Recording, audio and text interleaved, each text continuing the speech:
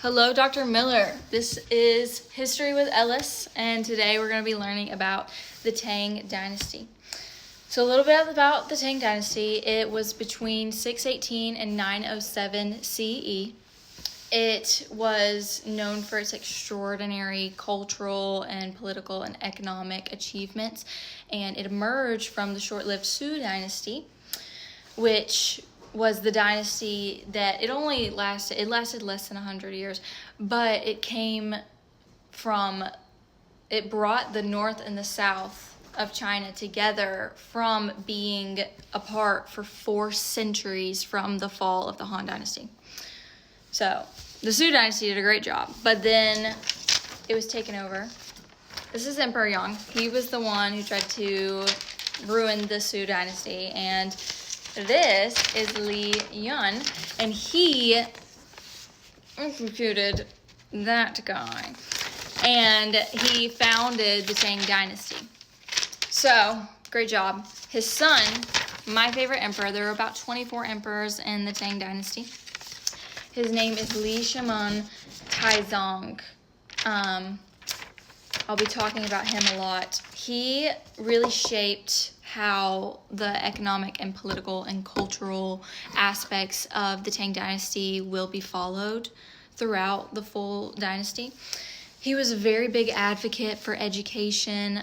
There was a examination system that was set off of the beliefs of a Chinese philosopher that basically was an examination to help people into power. He believed that not only like the big higher up people and the people in the Han Dynasty family and all these royals, they don't all deserve to be in power. You want to take people from different aspects of life and give other people opportunities to be in political office. So he brought in these examinations to let anybody and everybody who has an educational background be able to be in office. This set a really, really big goal for every dynasty moving forward so that everyone's kind of involved, and they're better because you have everyone else's opinions.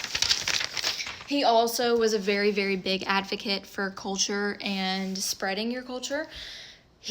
Under his rule, he had people come in from India to translate Buddhism into Chinese, which opened a very, very big opportunity for expanding the dynasty.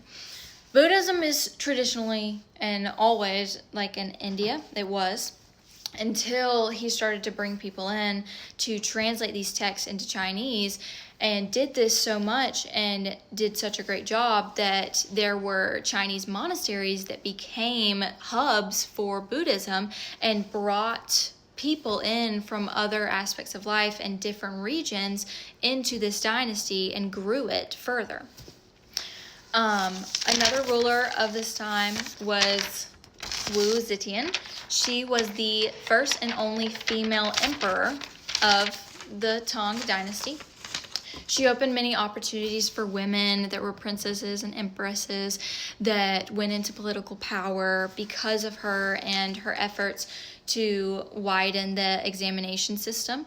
She widened it to give more humble men opportunities to get into office, and she did a great job with building the military and political powers. The Tang Dynasty grew exponentially under many, many rulers, majorly because of the reopening of the Silk Road. The Silk Road was established during the Han Dynasty, and it was a way of transporting goods and trade.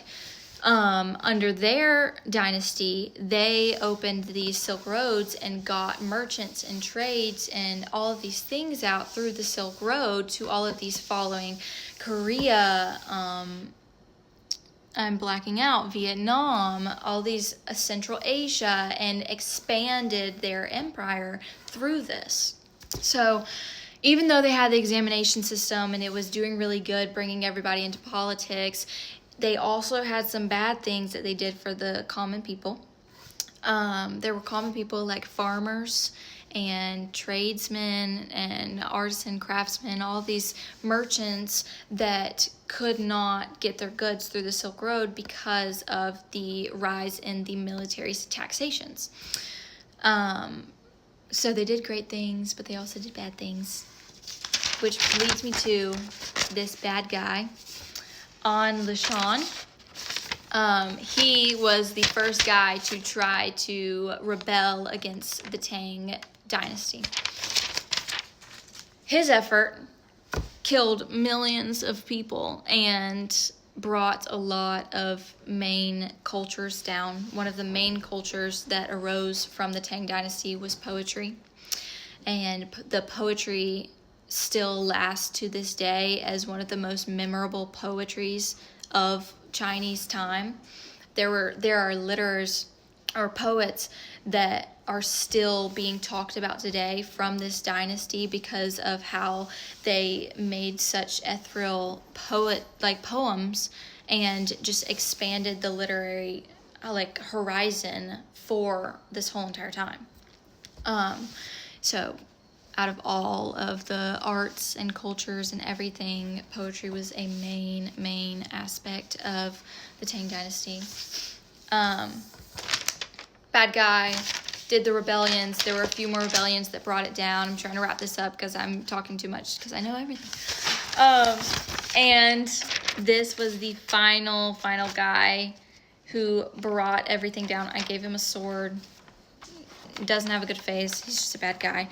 But he finally brought it down after a few rebellions, which turned the dynasty into the 5 and 10 kingdoms and regions. 5 regions and 10 kingdoms.